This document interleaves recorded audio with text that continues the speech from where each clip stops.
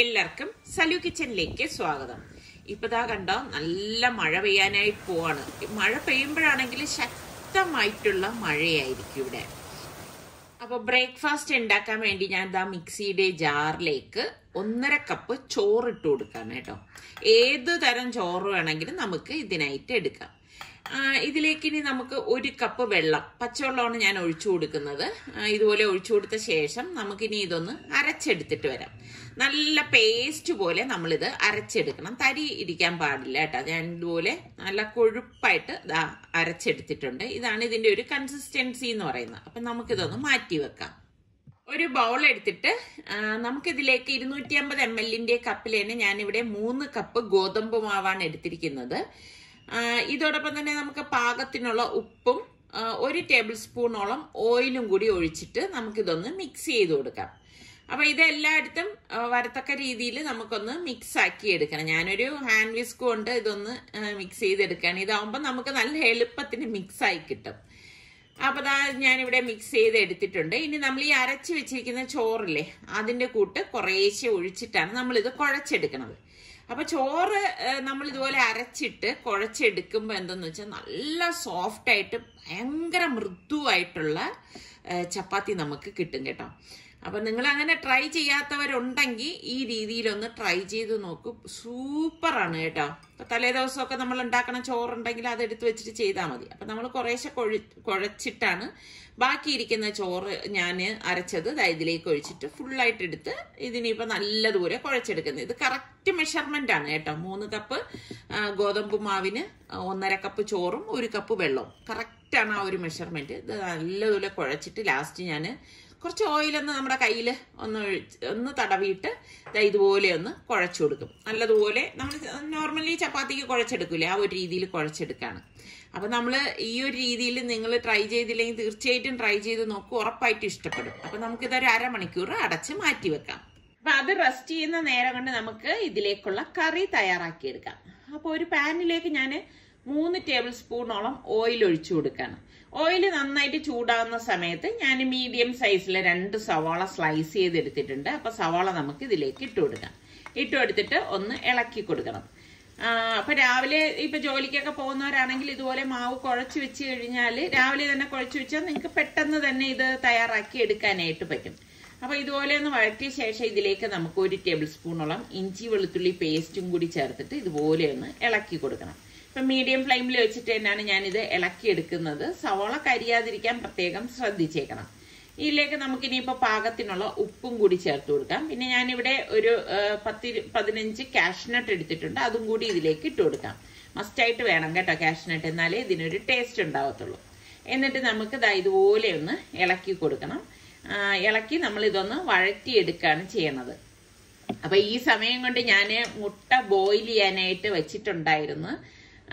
അപ്പൊ പിന്നെ മുട്ട വെച്ചിട്ടാണ് നമ്മൾ ഇത് തയ്യാറാക്കുന്നത് കേട്ടോ. ഇതാ സവാളയും കാഷ്നട്ടും എല്ലാം കൂടി ഒന്ന് വഴണ്ടി വരുന്ന സമയത്ത് നമുക്കിതിലേക്ക് 2 ടേബിൾ സ്പൂൺ കാശ്മീരി ചില്ലി പൗഡറും കൂടി ഇട്ടിട്ട് ഇളക്കി കൊടുക്കാം. കാശ്മീരി ചില്ലി ആകുമ്പോഴേക്ക് അധികം എരിവും ഉണ്ടാവത്തില്ല, എന്നാല് നല്ല കളറും ആയിരിക്കും. അപ്പൊ ഇത് ഞാനിപ്പോ ഒന്ന് വഴറ്റി എടുത്തിട്ടുണ്ട്. ആ പച്ച മണമൊക്കെ മാറിയിട്ടുണ്ട്. തണുക്കാനായിട്ട് മാറ്റി വെക്കാം. അപ്പൊ നമ്മള് റെസ്റ്റ് ചെയ്യാൻ വെച്ച മാവ് ഏകദേശം 1/2 മണിക്കൂർ ആയിട്ടുണ്ട്. നല്ല സോഫ്റ്റ് ആയിരിക്കുകയാണ് കേട്ടോ. എന്നിട്ട് നമ്മൾ വീണ്ടും ഇത് നല്ലതുപോലെ ഒന്ന് കുഴച്ചു കൊടുക്കുക. നമ്മൾ എത്രത്തോളം നന്നായിട്ട് കുഴയ്ക്കോ അത്രത്തോളം സോഫ്റ്റ് ആവും നമ്മളുടെ ഈ ഒരു ചപ്പാത്തി. നല്ല തുവാല പോലെ ഇരിക്കും. അപ്പം ഞാനത് ബോൾസ് ആക്കി എടുക്കണം. അത്യാവശ്യം വലിപ്പമുള്ള ബോൾസ് ആക്കിയാണ് ഞാനിവിടെ എടുക്കുന്നത് കേട്ടോ. എങ്കിലേ അത്യാവശ്യം വലിപ്പത്തിന് നമുക്കിത് റെഡിയാക്കി എടുക്കാനായിട്ട് പറ്റത്തുള്ളൂ. ഈ ഒരു അളവിലാണ് ഞാൻ എടുക്കുന്നത്. ഇങ്ങനെ എനിക്ക് ഒരു 7 ബോൾസ് കിട്ടിയിട്ടുണ്ട്. അപ്പൊ ഞാൻ പലകയില് കുറച്ച് ഗോതമ്പ് മാവ് ഒന്ന് തൂവിയ ശേഷം നമുക്കിനി ഇതൊന്ന് പരത്തിയെടുക്കണം. അപ്പൊ ഞാൻ ഒരു ബോള് എങ്ങനെയാണ് പരത്തുന്നതെന്ന് കാണിച്ചു തരാം. നോർമലി പരത്തുന്നത് പോലെ അല്ല നമ്മളിത് പരത്തിയെടുക്കണത്. അതുകൊണ്ടാണ് ഞാൻ കാണിച്ചു തരാന്ന് പറഞ്ഞത് കേട്ടോ. ഇപ്പൊ നമ്മള് മാവ് തൂവിയ ശേഷം സാധാരണ ചപ്പാത്തിക്ക് പരത്തുന്ന പോലെ ഇങ്ങനെ പരത്തിയെടുക്കണം. പരത്തിയെടുത്ത ശേഷം ഇതുപോലെ അത്യാവശ്യം വലിപ്പത്തിന് തന്നെ ഒന്ന് പരത്തി കൊടുക്കണം കേട്ടോ. അതിനുശേഷം ഇതിന് മീതെ കുറച്ച് ഓയിൽ ഇതുപോലെ ഒന്ന് ഒഴിച്ചിട്ട് ഒന്ന് എല്ലായിടും ഒന്ന് ബ്രഷ് ചെയ്ത് കൊടുക്കണം. കൈകൊണ്ട് തേച്ച് കൊടുത്താലും മതി കേട്ടോ. എല്ലായിടത്തും ആ ഒന്ന് ഓയിൽ കിട്ടണം, അത്രേ വേണ്ടൂ. അപ്പൊ അതിനുശേഷം നമുക്ക് ഇനിയിപ്പം ഇതിന് മീതെ കുറച്ച് ഗോതമ്പ് പൊടി ഇതുപോലെ ഒന്ന് തൂവി കൊടുക്കണം. വളരെ കുറച്ചേ തൂവി കൊടുക്കാവൂ കേട്ടോ. എന്നിട്ട് ഇതാ ഇതുപോലെ ഒന്ന് തേച്ചു കൊടുക്കണം. തേച്ചു കൊടുത്ത ശേഷം നമുക്കിനി ഇത് ഒരു വശം ഇതുപോലെ ഒന്ന് മടക്കി കൊടുക്കണം. പകുതി വെച്ചിട്ട് ഇതുപോലെ മടക്കി എടുക്കണം. എന്നിട്ട് ആ വശത്തേക്കും ഒരു കുറച്ച് ഓയിൽ ഒന്ന് തേച്ചു കൊടുക്കണം. ഇതൊക്കെ കുട്ടികൾക്ക് ഉണ്ടാക്കി കൊടുക്കുമ്പോഴാണ് അവർക്ക് ഭയങ്കര ഇഷ്ടപ്പെടുന്നത് കേട്ടാ. അപ്പം വളരെ കുറച്ച് ഓയിൽ നമ്മൾ ഇതിലേക്ക് ചേർക്കുന്നുള്ളൂ. എന്നിട്ട് വീണ്ടും കുറച്ച് മാവ് ഇതുപോലെ ഒന്ന് തൂവിയിട്ട് ഒന്ന് തടവി കൊടുക്കും. അതിനുശേഷം വീണ്ടും നമുക്ക് ഈ മറുവശം ഉണ്ടല്ലോ അത് ഇതുപോലെ ഒന്ന് മടക്കി വെച്ച് കൊടുക്കണം. അപ്പം മടക്കി വെച്ച് കൊടുത്ത് ഇതേ പ്രോസസ്സ് തന്നെയാണ്. നമ്മൾ ഓയിലൊന്ന് ബ്രഷ് ചെയ്ത് കൊടുക്കും. പിന്നെ കുറച്ച് മാവ് തൂവിയിട്ട് അത് ഇതുപോലെ ഒന്ന് തേച്ച് കൊടുക്കും. പിന്നെ മറു സൈഡിൽ ഇതുപോലെ പകുതിക്ക് വെച്ചിട്ട് ഒന്ന് മടക്കി കൊടുക്കും. മടക്കി കൊടുത്ത ശേഷം വീണ്ടും കുറച്ച് ഓയിലൊന്ന് ബ്രഷ് ചെയ്ത് കൊടുക്കും. പിന്നെ കുറച്ച് മാവ് ഇതുപോലെ ഒന്ന് തൂവി കൊടുക്കും. പിന്നെ അതിന്റെ എതിർവശത്തുള്ള മാവ് ഇതുപോലെ ഒന്ന് ഫോൾഡ് ചെയ്ത് വെച്ച് കൊടുക്കും. അപ്പൊ ഇത്രയേ ഉള്ളൂ സംഭവം. ഇങ്ങനെ എന്നിട്ട് അതിന് മീതെ നമ്മൾ വീണ്ടും ഒന്ന് ഓയിലൊന്ന് ബ്രഷ് ചെയ്ത് കുറച്ച് മാവൊന്ന് തൂവി കൊടുത്ത് ഒന്ന് തടവി കൊടുക്കും. അപ്പൊ ഈ ഒരു രീതിയിലാണ് നമ്മൾ ഇത് ഫോൾഡ് ചെയ്ത് എടുക്കുന്നത്. അപ്പൊ നമ്മൾ ഈ എടുത്തിരിക്കുന്ന മാവെല്ലാം ഇതുപോലെ ഫോൾഡ് ചെയ്ത് വെച്ച ശേഷം ലാസ്റ്റ് എല്ലാം കൂടി ഒരുമിച്ച് അടുപ്പിച്ചടുപ്പിച്ച് പരത്തിയിട്ട് നമുക്ക് ചുട്ടെടുക്കുന്നതാണ് എളുപ്പം. അപ്പൊ ഞാൻ അടുത്തത് ഇതുപോലെ ഒന്ന് പരത്തിയിട്ട് ഫോൾഡ് ചെയ്ത് എടുക്കാൻ പോവാണ്. അപ്പൊ എല്ലാം ഒരുമിച്ചാക്കിയിട്ട് നമ്മൾ പരത്തി ചുടുമ്പോൾ നമുക്ക് അത്രയും ടൈം ലാഭിക്കാൻ പറ്റും. അല്ലെങ്കിൽ പിന്നെ ഓരോന്നായിട്ട് ചെയ്യുമ്പോഴേക്ക് ബുദ്ധിമുട്ട് വരില്ലേ. ഇതായി എല്ലാം ഞാനിവിടെ ഫോൾഡ് ചെയ്ത് എടുത്തിട്ടുണ്ട്. അപ്പൊ നമ്മളുടെ മസാലക്കൂട്ട് നന്നായിട്ട് തണുത്തിട്ടുണ്ട്. അപ്പൊ ഞാൻ ഈ മസാലക്കൂട്ട് മിക്സിയുടെ ജാറിലേക്ക് ഇട്ട് കൊടുക്കണം. അപ്പൊ ഇതിലേക്ക് നമ്മൾ മഞ്ഞൾപ്പൊടി ഒന്നും ചേർക്കത്തില്ല കേട്ടോ. ഈ ഒരു രീതിയിലാണ് നമ്മൾ തയ്യാറാക്കുന്നത്. എന്നിട്ട് കുറച്ച് വെള്ളം അതിലേക്ക് ഒഴിച്ച ശേഷം അതൊന്ന് അരച്ചെടുത്തിട്ടുണ്ട്. നല്ല കട്ടിക്കാണ് അരച്ചെടുത്തിരിക്കുന്നത്. അത് ഞാനൊരു പാനിലേക്ക് ഒഴിച്ചു കൊടുക്കുകയാണ്. അപ്പൊ ഞാൻ മസാല വറുത്ത അതേ പാനിൽ തന്നെയാണ് ഒഴിച്ചു കൊടുത്തിരിക്കുന്നത്. അതിലേക്ക് കുറച്ച് വെള്ളം കൂടി ഇതുപോലെ ഒഴിച്ചു കൊടുത്ത ശേഷം 1 ടേബിൾ സ്പൂൺ കസൂരി മേത്തി ഉണ്ടല്ലോ, ഉലുവയില ഉണക്കിയത്, നമുക്ക് വാങ്ങിക്കാൻ കിട്ടും. ഒന്ന് പൊടിച്ചതിലേക്ക് ഇട്ട് കൊടുക്കും. ഇട്ട് കൊടുത്തിട്ട് ഇതുപോലെ ഒന്ന് ഇളക്കി കൊടുക്കും. അപ്പൊ നമ്മൾ എപ്പോഴും വ്യത്യസ്തമായിട്ടുള്ള കറികൾ ഉണ്ടാക്കുന്നതന്നല്ലേ കുട്ടികൾക്കൊക്കെ ഇഷ്ടം. അപ്പം അതൊന്ന് ചൂടായി വരുമ്പോഴേക്ക് പുഴുങ്ങിയ മുട്ട തോല് കളഞ്ഞ് ഇതിലേക്ക് ഇട്ട് കൊടുക്കാണ്. ഇട്ട് കൊടുത്തിട്ട് ഇതുപോലെ ഒന്ന് ഇളക്കി കൊടുക്കും. അതുപോലെ തന്നെ ഇതുപോലത്തെയൊക്കെ ചപ്പാത്തി ഉണ്ടാക്കുമ്പം എന്തുകൊണ്ടും ഒരു വെറൈറ്റി ആയിട്ടുള്ള കറികൾ കൂട്ടി കഴിക്കുമ്പോഴാണ് ടേസ്റ്റ് കൂടുതൽ വരുന്നത്. അപ്പൊ മുട്ട എല്ലാം ഇട്ട് കൊടുത്ത ശേഷം ഞാനിതൊന്ന് ഇളക്കി കൊടുക്കുകയാണ്. ഫ്ലെയിം ഒരു മീഡിയമിൽ വെച്ചിട്ടാണ് നമ്മളിത് ഇളക്കിയെടുക്കുന്നത് കേട്ടോ. അപ്പം നല്ല ടേസ്റ്റി ആയിട്ടുള്ള ഒരു കറിയാണ്. അതിന് മീതെ ഞാൻ കുറച്ച് പച്ചമുളക് ഇതുപോലെ ഇട്ട് കൊടുത്ത ശേഷം 1 ടേബിൾ സ്പൂൺ ബട്ടർ ഇങ്ങനെ ഇട്ട് കൊടുക്കും. അപ്പം ബട്ടർ എഗ് കറിയാണ് കേട്ടോ. എഗ് ബട്ടർ കറി വ്യത്യസ്തമായിട്ടുള്ള ഒരു ഈസി ഉണ്ടാക്കിയെടുക്കാൻ പറ്റുന്ന ഒരു കറിയാണ് കേട്ടോ. അപ്പൊ എന്തായാലും നിങ്ങൾ ഇങ്ങനെ ട്രൈ ഉണ്ടെങ്കിൽ ഒന്ന് പറയണേ, ഇല്ലെങ്കിൽ ഒന്ന് ട്രൈ ചെയ്ത് നോക്കണേ. കറി അവിടെ റെഡി ആയിട്ടുണ്ട്. ഇനി നമുക്ക് ചപ്പാത്തി ചുട്ടെടുക്കാം. അപ്പൊ ഞാൻ പലകയില് മാവ് തൂവിയ ശേഷം ഈ മാവൊന്ന് പരത്തി കൊടുക്കാണ് കേട്ടോ. നമ്മൾ ഈ ഓരോന്ന് ഫോൾഡ് ചെയ്ത് വെച്ചിരിക്കുന്ന മാവ് ഇതുപോലെ ഒന്ന് പരത്തി കൊടുക്കാം. അപ്പൊ ആവശ്യത്തിനനുസരിച്ച് നമുക്ക് ഇതിലേക്ക് ഗോതമ്പ് മാവ് ഒന്ന് സ്പ്രിങ്കിൾ ചെയ്ത ശേഷം ഒന്ന് പരത്തി കൊടുത്താൽ മതി. അപ്പൊ ഈസി ആയിട്ട് നമുക്കിത് പരത്തിയെടുക്കാൻ സാധിക്കും. സ്ക്വയർ ആയിട്ട് വേണമെങ്കിൽ അങ്ങനെ ഈ ഒരു രീതിയിലാണ് ഞാൻ ഇതിപ്പം പരത്തിയെടുക്കുന്നത് കേട്ടോ. അപ്പൊ ഇവിടെ പരത്തി എടുത്തിട്ടുണ്ട്. അത്യാവശ്യം വലിപ്പമുള്ളതാണ്. ഞാൻ നേരത്തെ പറഞ്ഞില്ലേ റെഡിയാക്കി എടുക്കുന്നതാണ്. അപ്പൊ എല്ലാം ഞാനിപ്പം പരത്തി എടുത്തിട്ടാണ് ഇനിയിപ്പൊ ചുട്ടെടുക്കാനായിട്ട് പോകുന്നത്. ഇപ്പൊ നമ്മുടെ വീട്ടിലെ ഒരു ഗസ്റ്റ് ഒക്കെ വരികയാണെങ്കിൽ ഉണ്ടാക്കി കൊടുക്കാൻ പറ്റിയൊരു ഐറ്റമാണ് കേട്ടോ. കാരണം ഇത് നമുക്കിങ്ങനെ നല്ല ഫ്ലേക്കി ആയിട്ട് കിട്ടും. നമ്മളിങ്ങനെ കഴിക്കാൻ വേണ്ടി അതിങ്ങനെ പിച്ചെടുക്കുമ്പോൾ ഉണ്ടല്ലോ അതിന്റെ ഉൾഭാഗമൊക്കെ നല്ല ലെയറായിട്ട് നമുക്ക് കിട്ടും. അപ്പൊ ഞാൻ പാൻ ചൂടായ പാനിലേക്ക് ഈ മാവ് ഇട്ടിട്ടാണ് ഇത് നമുക്ക് ചുട്ടെടുക്കുന്നത്. അപ്പൊ നമ്മള് കുറച്ചും ഓയിലൊന്ന് ഞാനൊന്ന് തേച്ചു കൊടുക്കുകയാണ്. തേച്ചു കൊടുത്ത ശേഷം ഒരു സൈഡ് റെഡി ആകുമ്പോൾ നമുക്കൊന്ന് മറച്ചിട്ട് കൊടുക്കാം. വീണ്ടും അതിലേക്ക് വളരെ കുറച്ച് ഓയിലാണ് ഞാൻ തേക്കുന്നത് കേട്ടോ. നിങ്ങൾക്ക് കാണുമ്പോൾ മനസ്സിലാവില്ല. അല്ലാതെ ഓയിലങ്ങ് വാരി ഒഴിക്കൊന്നും ചെയ്യുന്നില്ല. വളരെ കുറച്ച് പേരിന് മാത്രമേ അങ്ങനെ തേക്കുന്നുള്ളൂ. എന്നിട്ട് തിരിച്ച് മറിച്ചിട്ട് നോർമലി നമ്മൾ ചപ്പാത്തി എങ്ങനെ ചുട്ടെടുക്കും ആ ഒരു രീതിയിൽ തന്നെയാണ് നമ്മളിത് റെഡിയാക്കി എടുക്കുന്നത്. അപ്പൊ നല്ല ഒരു ഗോൾഡൻ കളറൊക്കെ വരുന്ന ഒരു സമയം ഉണ്ടല്ലോ, ഈ ഒരു സമയത്താണ് നമ്മളിത് മാറ്റുന്നത് കേട്ടോ. ഒരുപാട് ഇത് പാനിൽ കിടന്നു കഴിഞ്ഞാൽ വല്ലാതെ അങ്ങ് ഡ്രൈ ആയി പോവും. അത് നിങ്ങൾ പ്രത്യേകം ശ്രദ്ധിച്ചേക്കണം. ഇതൊക്കെ അതിൻ്റെ ആ കറക്റ്റ് ചൂടിൽ നമ്മൾ ചുട്ടെടുക്കുകയാണെങ്കിൽ നമുക്ക് ഈസി ആയിട്ട് ചുട്ടെടുക്കാൻ സാധിക്കും. അപ്പൊ അടുത്ത ചപ്പാത്തി ഞാൻ ദാ ഇതുപോലെ ചുട്ടെടുക്കണം. ഇനിയിപ്പോ ജോലിയൊക്കെ ഉള്ളവരാണെങ്കിൽ വീക്കെൻഡിൽ നിങ്ങൾ ഇതൊന്ന് ട്രൈ ചെയ്ത് നോക്കൂ.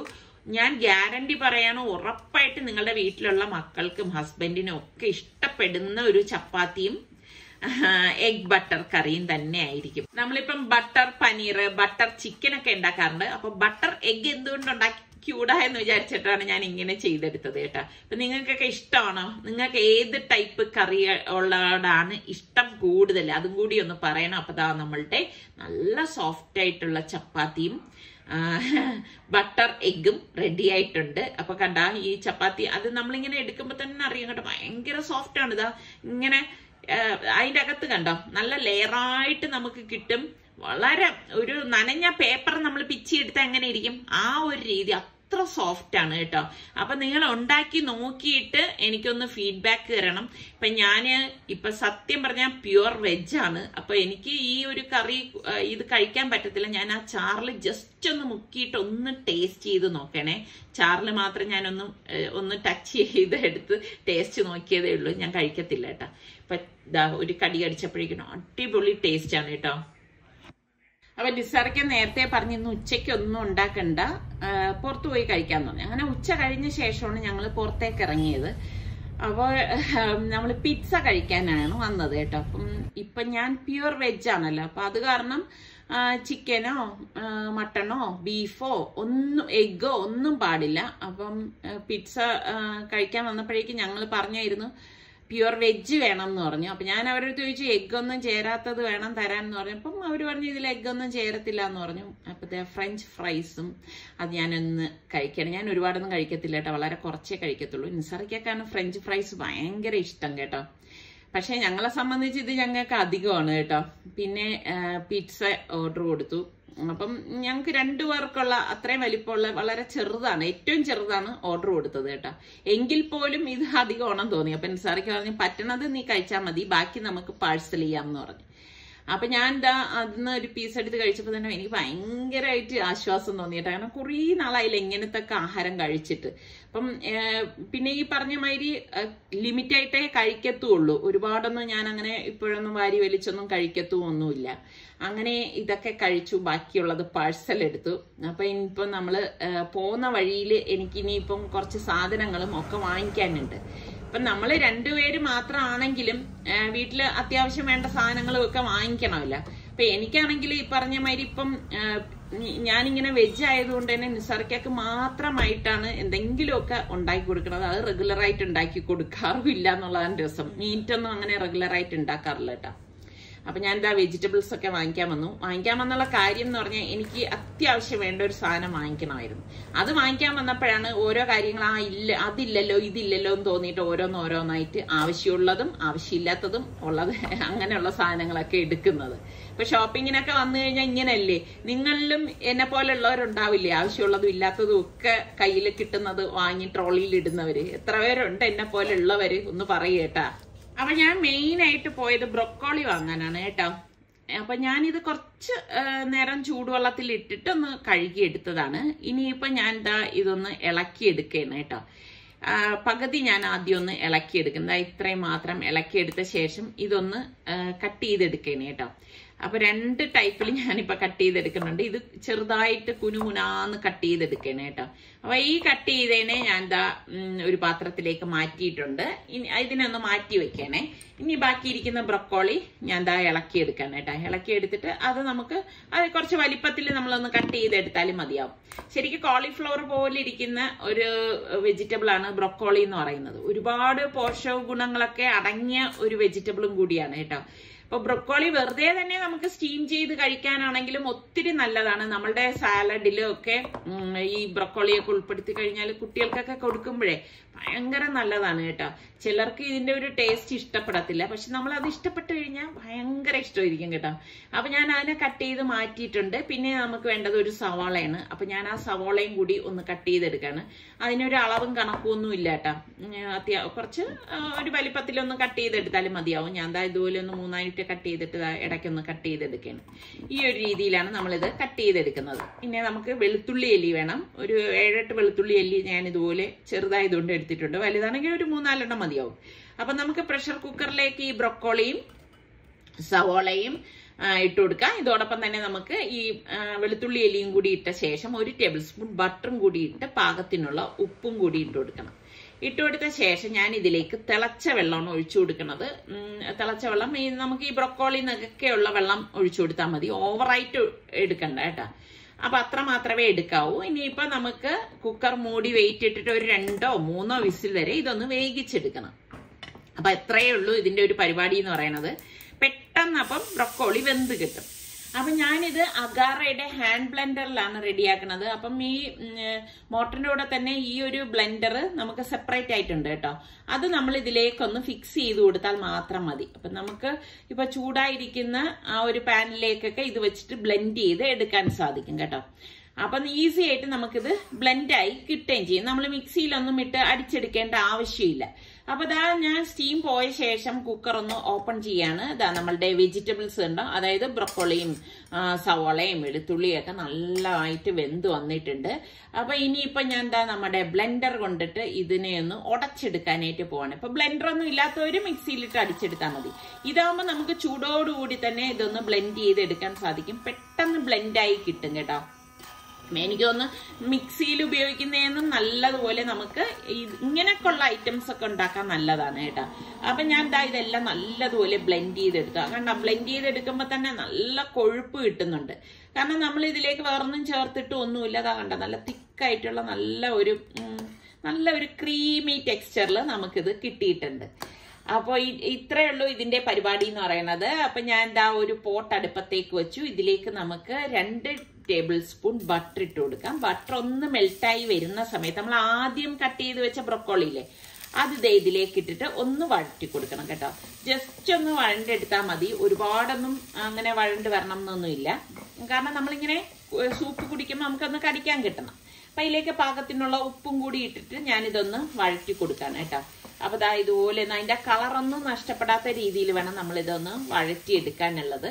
അപ്പൊ ഇതുപോലെ വഴണ്ടി വരുന്ന സമയത്ത് നമ്മൾ ഈ റെഡിയാക്കി ബ്ലെൻഡ് ചെയ്ത് വെച്ചിരിക്കുന്ന ആ കൂട്ടുണ്ടല്ലോ, അത് ഇതിലേക്ക് ഒഴിച്ചു കൊടുക്കാം.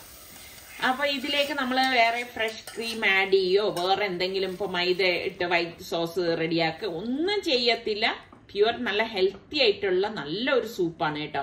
അപ്പൊ ഇത് നമ്മള് കുറച്ച് ബ്രൊക്കോളി വഴറ്റിയിട്ട് എന്താന്ന് വെച്ചാൽ നമ്മൾ ഈ സൂപ്പ് കുടിക്കുന്ന നേരം നമുക്ക് കരികരാന്ന് കടിക്കാനായിട്ട് കിട്ടും. അപ്പൊ നല്ല ടേസ്റ്റ് അല്ലേ അതിന്. എന്നിട്ട് ഞാനൊന്ന് മൂടി വെച്ച് അതൊന്ന് തിളപ്പിച്ചെടുക്കുകയാണ്. അപ്പൊ ദാ ഇതുപോലെ തിള വന്ന ശേഷം ഞാൻ ഓഫ് ചെയ്തു. നല്ല മണം വരുന്നുണ്ട് കേട്ടാ. മണം വരുന്നുണ്ട്. ഇതാ കണ്ടോ, വേറൊന്നും ചേർക്കാത്ത പ്യുവർ ആയിട്ടുള്ള നല്ല ഒരു ബ്രൊക്കോളി സൂപ്പാണ്. അപ്പൊ നിങ്ങൾ ട്രൈ ചെയ്യാത്തൊരു ട്രൈ ചെയ്ത് നോക്കണം. ട്രൈ ചെയ്ത് നോക്കിയിട്ട് എനിക്ക് ഫീഡ്ബാക്ക് തരണം കേട്ടോ. അപ്പൊ ഇന്നത്തെ റെസിപ്പിയിൽ നിങ്ങൾക്ക് ഏതാണ് ഇഷ്ടപ്പെട്ടതെന്ന് കൂടി ഒന്ന് പറയണം. അതുപോലെ തന്നെ നമ്മളുടെ ചാനൽ കണ്ടുകൊണ്ടിരിക്കുന്നവരിൽ സബ്സ്ക്രൈബ് ചെയ്യാത്ത ആരെങ്കിലും ഒക്കെ ഉണ്ടെങ്കിൽ നിങ്ങൾക്ക് ഇഷ്ടപ്പെടാണെങ്കിൽ സബ്സ്ക്രൈബ് ചെയ്യാനോ ബെല്ലൈക്കൺ പ്രസ് ചെയ്യാനോ ഒന്നും മറന്നു വരുത് കേട്ടോ. അപ്പൊ നമ്മൾ സെർവ് ചെയ്യുന്ന സമയത്ത് കുറച്ച് ബ്രൊക്കോളിയുടെ വഴറ്റിയത് ഇതിനെ മീതെ ഇട്ട് കൊടുത്തു കഴിഞ്ഞാൽ അടിപൊളിയാണ്. അടുത്ത് നല്ല റെസിപ്പിയോ വ്ളോഗോ ആയിട്ടൊക്കെ നമുക്ക് കാണാം. കണ്ടോ, രാത്രിയായപ്പോഴേക്കും നല്ല ശക്തമായിട്ടുള്ള മഴയാണ്. അപ്പൊ എല്ലാവർക്കും ബൈ.